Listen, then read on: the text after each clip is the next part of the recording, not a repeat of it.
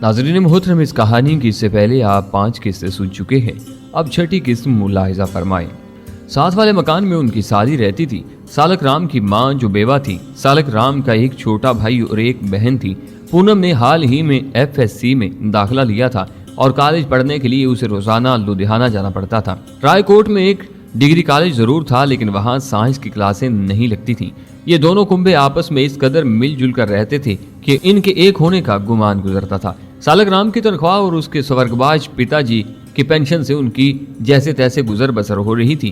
पूनम ज्यादा वक्त अपनी आंटी के साथ ही गुजारती थी। मुझे इल्म नहीं था कि मेरी अमारत के किस्से जो इसके भाई और कजन ने दोनों घरों को बढ़ा चढ़ा कर सुनाए होंगे, उन्होंने इन्हें मुतासर किया या फिर मेरी दर्द भरी दास्तान ने। एक बात बहरहाल अयां थी कि जब उसे मेरी असलियत का इल्म हुआ तो मैंने उसकी गहरी गहरी बादामी आंखों में अपने लिए वो जज्बात मोइज़न देखे थे जिसकी तवक्का एक रहमदिल नौजवान लड़की से की जा सकती है। मुझे जल पानी पूनम ने करवाया। ये रोबे हुस्न था या मेरा एहसास कमतरी कि अभी तक मैं उससे खुलकर बात न कर पाया था। उसे देखते ही मुझे यूं महसूस हुआ जैसे कोई चीज़ मुझसे छिन गई। वो रवायती हिंदू लड़कियों से बिल्कुल मुख्तलिफ थी। उसकी गुफ्तगू का मखसूस अंदाज, नपातुला लहजा, अपने दामन में वो मखसूस हयादारी और रख रखाव समेटे हुए था जो पंजाब के रवायती मुटियारों के यहाँ मिलता है। मोहब्बत मेरे लिए जिंदगी का कोई इम्तियाजी मजमून तो था नहीं जिसे मैं अपनी मर्जी से रखता या छोड़ देता। मेरे दिलो दिमाग में एक जबरदस्त जंग शुरू हो गई जिसका अंजाम बहरहाल दिल की फतह की सूरत में निकला। मुझे इस बात का इकरार करना है कि सांवले रंग की इस गहरी आंखों वाली लड़की ने मेरे दिलो दिमाग पर पहली नजर में बड़े गहरे असरात मुरतकब किए थे और रात को प्रकाश की आमद तक एक आग सी दिल में बराबर लगी रही थी। तो मैंने अपने शऊर की तमाम तर गहराई के साथ इस बात को कबूल कर लिया था कि मैं पूनम की मोहब्बत का असीर हो चुका हूँ।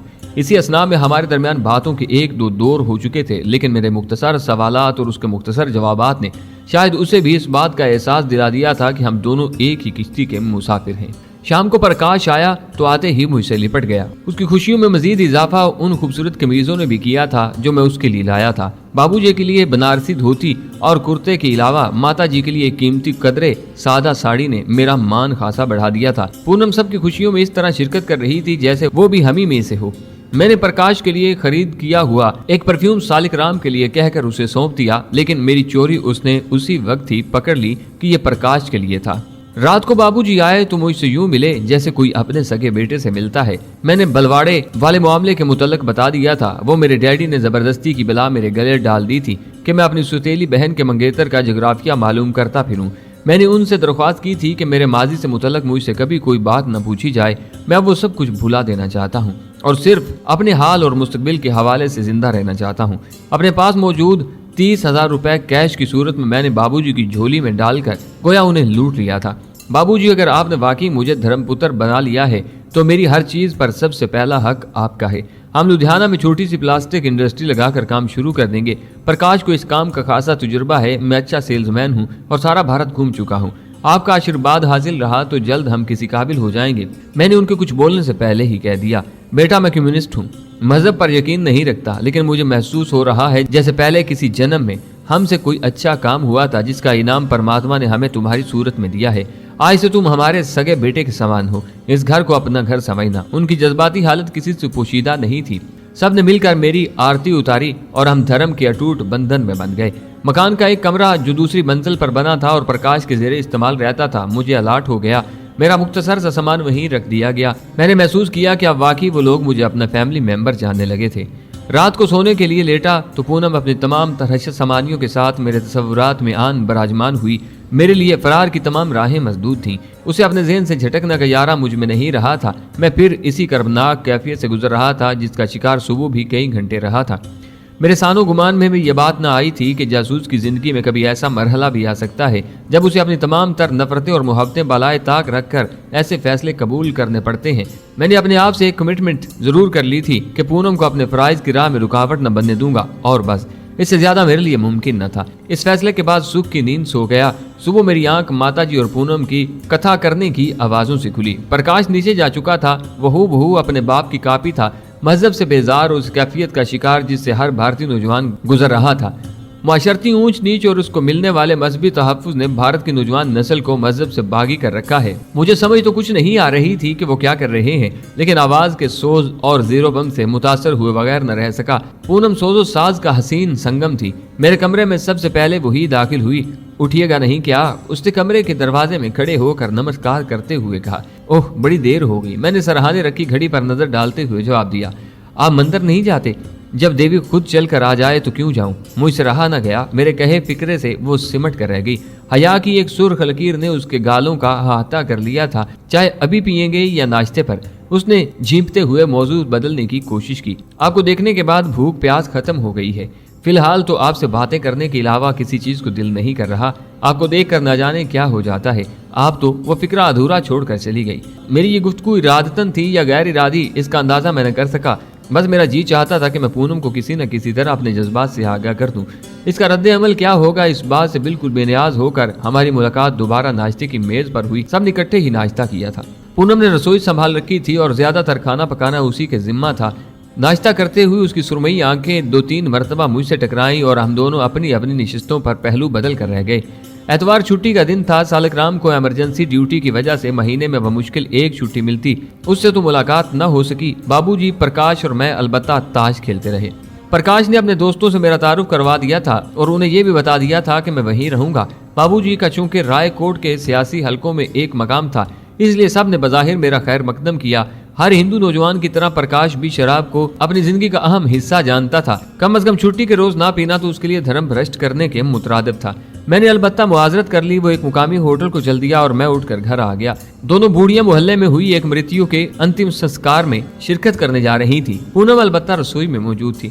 میں باتیں زیادہ کرتا ہوں، آپ برا تو نہیں مانتی؟ میں نے موقع ملتے ہی دھڑکتے دل سے پوچھا۔ جی نہیں، اس نے دوپٹے کا پلو مروڑتے ہوئے کہا۔ میں بھی تو بہت سی باتیں کر چکی ہوں کل سے اب تک۔ پھر آپ تو مزے مزے کی باتیں کرتے ہیں۔ مجھ سے کوئی جواب نہ بن پڑا، چنانچہ خاموش ہو گیا۔ دل کی نگری کا دستور بھی نرالا ہے، یہاں داخل ہونے والا پہلا سوار ہی اس کا مالک بن جاتا ہے۔ میری طرح پونم کے ساتھ بھی یہی حادثہ گزرا۔ میرے غائبانہ تعارف اور 2 دن کے ملاقات نے ہم دونوں کے ایک اندیکھے انجانے لیکن دنیا کے مضبوط ترین رشتے میں جکڑ دیا۔ میری طرح وہ بھی نظریں نیچے کیے کھڑی تھی۔ بڑی دیر تک ہم دونوں کچھ نہ کہہ پائے۔ شاید ہم جس کیفیت سے گزر رہے تھے، جہاں لفظ کھو جاتے ہیں اور جذبے زبان کا روپ دھار لیتے ہیں، ایسی زبان جسے دل سے راہ ہوتی ہے۔ تھوڑی دیر بعد وہ چلی گئی۔ میں بھی اپنے کمرے میں جا کر اپنی دھڑکنوں کا شمار کرنے لگا۔ شام کے وقت پرکاش آ گیا، پھر ماتا جی اور موسی جی بھی آ گئیں۔ سب نے کھانا اکٹھے کھایا۔ رات کو پرکاش، پونم، اس کا چھوٹا بھائی اور میں فلم دیکھنے چلے گئے۔ ساری فلم کے دوران ہم دونوں ساتھ ساتھ سیٹ پر گم سم بیٹھے رہے۔ نہ اسے کچھ کہنے کی ہمت ہوئی، نہ مجھے بات کرنے کا حوصلہ پڑا۔ بمشکل ہم نے اس دوران میں 5-6 فکروں کا تبادلہ کیا۔ صبح حسب معمول پونم مجھے جگانے آئی۔ اسے علم تھا کہ آج ہم لدھیانہ جائیں گے۔ اس نے میرے لیے کپڑوں کا ایک جوڑا پہلے سے تیار کر رکھا تھا۔ اشنان کرنے کے بعد ہم سب نے ناشتہ اکٹھے کیا۔ رات کو بابو جی کے ساتھ تمام بات چیت طے پا گئی تھی۔ اب ہم نے عملی طور پر کام کا آغاز کرنا تھا۔ اسی سلسلے میں آج میں اور پرکاش لدھیانہ جا رہے تھے۔ پونم چونکہ کالج جلدی جاتی تھی، وہ چلی گئی۔ تھوڑی دیر بعد ہم دونوں بھی روانہ ہو گئے۔ لدھیانہ کے ایک پرانے محلے میں پرکاش نے کمرہ کرائے پر لے رکھا تھا۔ ہم نے سب سے پہلے اس علیحدہ حصے کے 3 کمرے جو خالی تھے حاصل کر لیے۔ پرکاش پلاسٹک کے جوتے بنانے والی ایک فرم میں سپروائزر تھا۔ اس نے میرے کہنے پر اسی روز نوکری پر لعنت بھیج دی تھی۔ ہم نے 2-3 مشینیں خریدی اور وہیں سے کاریگروں کا بندوبست بھی کر لیا۔ پرکاش نے صرف 2 چھوٹے چھوٹے لڑکے ملازم رکھے تھے۔ 4 روز بعد جب ہم گھر واپس لوٹے تو باقاعدہ اپنا چھوٹا سا کارخانہ قائم کر چکے تھے۔ میں نے کمرے کو سجا کر دفتر کا روپ دے دیا تھا اور باہر ایک خوبصورت board Prakash and Prakash plastic industry کا لٹکا دیا تھا۔ فیکٹری کا ادگھاٹن میں نے موسی جی اور ماتا جی کے ہاتھوں کروایا۔ سالک رام چھٹی نہ ملنے کی وجہ سے شرکت نہ کر سکا، لیکن اس نے میرے لیے خاص طور سے شبھ کامنائیں بھیجی تھیں اور شدت سے خواہش ظاہر کی تھی کہ اس سے ملوں۔ بابو جی اور دوسرے سب لوگ کارخانہ قائم ہونے پر خوشی سے پھولے نہ سمائے تھے۔ پرکاش کی واقفیت نے کام کیا اور ہمیں شروع ہی میں بڑا تگڑا آرڈر مل گیا تھا۔ ماتا جی اور موسی جی بار بار میری بلائیں لے رہی تھی۔ میں نے ان کے سوئے بھاگ جو جگا دیے تھے۔ شام کو سب لوگ واپس چلے گئے۔ اسی اسنا میں مجھے پونم کے ساتھ گفتگو کا بہت کم موقع ملا۔ پرکاش اور میں وہیں رہ گئے۔ صبح کام شروع ہو گیا۔ پرکاش کام میں جتا رہا۔ قریباً 10 دن ہم نے خوب محنت کر کے آرڈر کے مطابق مال تیار کیا۔ پھر دیوالی کی چھٹیاں آ گئیں اور دیوالی منانے رائے کوٹ چلے آئے، جہاں پونم اپنی آنکھوں میں ہزاروں دیپ جلائے میری منتظر تھی۔ رائے کوٹ پہنچتے ہی میں نے سالک رام سے ملاقات کی خواہش ظاہر کی۔ ہم تقریباً شام کے وقت پہنچے تھے۔ راستے میں بلواڑہ ہی میں اتر گئے۔ گارڈ روم میں نے خصوصی بندوبست اور انتظامات خاص طور پر نوٹ کیے تھے۔ ہوائی اڈے سے جاسوس کے فرار کے بعد وہ لوگ خاصے چکنے ہو گئے تھے۔ اس کا اندازہ مجھے اس طرح ہوا کہ خلاف معمول گارڈ روم پر سیکیورٹی والوں نے پرکاش کے اور میرے علیحدہ علیحدہ کوائف لکھے تھے۔ سالک رام کو بھی وہیں بلا لیا گیا تھا۔ آتے ہی وہ مجھ سے بغلگیر ہو گیا اور ہم دونوں کو ساتھ لیے اس جگہ آ گیا جہاں وہ ڈیوٹی دے رہا تھا۔ میری بےتاب نظریں اس اثنا میں چاروں اطراف کا جائزہ لیتی رہیں۔ ایک ایک اہم چیز میرے ذہن میں نقش ہوتی جا رہی تھی، لیکن اب تک میں اس مخصوص جگہ تک رسائی حاصل نہ کر پایا جہاں جائے بغیر کوئی چارہ نہ تھا۔ میں نے پرکاش اور سالک رام کے ساتھ گھوم پھر کر حالات کا مد نظر جائزہ لیا۔ ہم نے چائے بھی ایئر مینیو کے لیے مخصوص کینٹین سے ہی پی تھی۔ کینٹین میں موجود کارپورلز کی باہمی گفتگو اور ہوائی اڈے سے متعلق بحث نے میری معلومات میں خاصا اضافہ کیا۔ بظاہر تو میں ہنس کر سالک رام اور پرکاش سے گفتگو کر رہا تھا، لیکن میرا ذہن اور میرے کان پوری یکسوئی کے ساتھ وہاں موجود ایئر مینوں کی گفتگو پر لگے ہوئے تھے۔ یہاں وہ لوگ بھی موجود تھے جو مختلف ہوائی اڈوں سے یہاں ڈیپوٹیشن پر آئے تھے اور وہ اپنے اپنے سابقہ اڈوں پر کیے گئے پاکستانی کمانڈوز اور جاسوسوں سے بچنے کے لیے حفاظتی انتظامات بیان کر رہے تھے، اور ہر کوئی اس بات کا دعوے دار تھا کہ وہاں چڑیا بھی پر نہیں مار سکتی۔ میں دل ہی دل میں ان کی خوش فہمی سے لطف اندوز ہوتا رہا۔ شام کو سالک رام کی ہوائی اڈے کی کینٹین سے خرید کردہ 4 عدد رم کی بوتلیں اپنی بغل میں دبائے ہم تینوں اکٹھے ہی واپس آئے تھے۔ سالک رام کو اگلے روز دیوالی کے لیے بمشکل چھٹی ملی تھی۔ میں نے اور پرکاش نے اس کے آفیسر انچارج سے، جو ایک سکھ تھا، بڑی عاجزی سے درخواست کی تھی کہ وہ اسے دیوالی کے لیے کم از کم گھر جانے دے، کیونکہ اس کی منگیتر آئی ہوئی ہے۔ اس کے بعد کم از کم 5-6 مہینے ملاقات کا کوئی چانس نہیں۔ وہ لوگ آسام واپس چلے جائیں گے۔ یہ بہانہ بھی میری ذہنی اختراع تھی۔ جب سالک رام کو اس کے افسر نے چھٹی کی منظوری کا حکم نامہ دیا تو وہ خوشی کے مارے مجھ سے لپٹ گیا۔ تم تو یار بڑے کام کی چیز ہو، اس نے مجھ سے بغلگیر ہوتے ہوئے کہا۔ گھر والوں نے جب سالک رام کو بھی ہمارے ساتھ دیکھا تو موسی جی اور پونم کی تو خوشی کا ٹھکانہ ہی نہ رہا۔ سالک رام اور پرکاش نے اس کارہائے نمایاں کو میرے سر باندھا تو موسی جی نے مجھے آشیرواد دیتے ہوئے کہا، بیٹا میں نے ہمیشہ یہی چاہا کہ سالک رام فوج کی نوکری نہ کرے، لیکن اپنے لیک کی بات ہے۔ تم ہی بتاؤ بیٹا، جنگ لگ گئی تو اس موئی حکومت کو کیا ملے گا؟ نہ جانے ان کی حوث کب ختم ہوگی، کتنی ماؤں کے لال مریں گے تو ظالموں کے کلیجے ٹھنڈے ہوں گے۔ موسی جی کا دکھ سارے بھارت کی ماؤں کا دکھ تھا، لیکن المیہ یہ ہے کہ حکومت نے کبھی اسے محسوس ہی نہیں کیا، یا اگر کیا تو اپنی حوث ملک گیری کے آگے اس کی کوئی حیثیت نہ جانی۔ مجھے فوجی ملازمین ہی نہیں، سویلین سے بھی گفتگو کا اتفاق ہوتا رہتا تھا، اور یہ بات کم از کم پنجاب کی حد تک تو میں نے شدت سے محسوس کی تھی کہ بھارتی عوام اب جنگ کے متحمل نہیں ہو سکتے تھے۔ وہ پاکستان سے ہرگز لڑنا نہیں چاہتے تھے، لیکن حکومت انہیں لڑانے پر تلی ہوئی تھی، اور دن رات اسلحہ کے انبار چھاونیوں سے سرحدوں کی طرف منتقل کیے جا رہے تھے۔ میں نے پچھلے 3-4 روز سے شیو نہیں کی تھی۔ اس کے پس پردہ بھی ایک خاص مقصد کار فرما تھا۔ ہماری بس جب رائے کوٹ میں داخل ہو رہی تھی تو میں نے ایک مخصوص قسم کے میزائل بردار آرمی کنوائے کو وہاں سے گزرتے دیکھا۔ ایک بے چینی سی تب سے میں محسوس کر رہا تھا۔ ان میزائلوں کی ساخت اور وہ جگہ جہاں انہیں نصب کیا جاتا تھا، ان سے متعلق معلومات حاصل کرنا میرے لیے بہت ضروری تھا۔ اب میں اس فکر میں تھا کہ جلد از جلد ان کا پتہ لگاؤں۔ یہاں پہلے سے ہی آرمی کے کچھ یونٹ ڈپلائے تھے، اور شہر میں افواہ پھیلی ہوئی تھی کہ فوج نے وہاں موبائل ریڈار سسٹم قائم کر رکھا ہے۔ آج دیوالی کی رات تھی، سارا بھارت شراب میں غرق تھا۔ آج کی رات سے فائدہ نہ اٹھانا انتہائی بیوقوفی ہوتی۔ سالک رام اور پرکاش کو میں نے ٹرکا کر ان سے جان چھڑا لی تھی اور انہیں ایک مشترکہ دوست کی محفل ناو نوش میں چھوڑ کر چلا آیا۔ آدھی رات سے پہلے ان کی واپسی ناممکن تھی۔ ارے آپ کیا دیوالی بھی گھر پر منائیں گے؟ پونم نے پوچھا۔